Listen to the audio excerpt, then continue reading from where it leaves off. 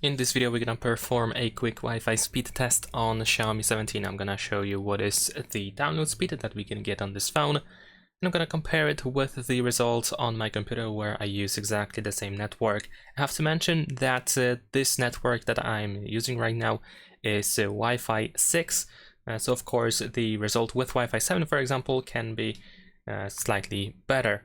In this case, I managed to get almost 300 megabits per second, 293 to be exact, compared to my computer where I've got 946 megabits per second. The difference is quite significant.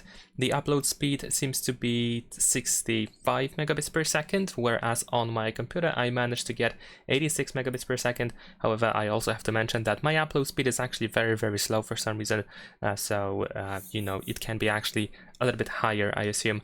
But the download speed seems to be a little bit too slow, at least in my opinion. Definitely the difference is quite huge and definitely could be better. So that's pretty much it. Leave a like and subscribe.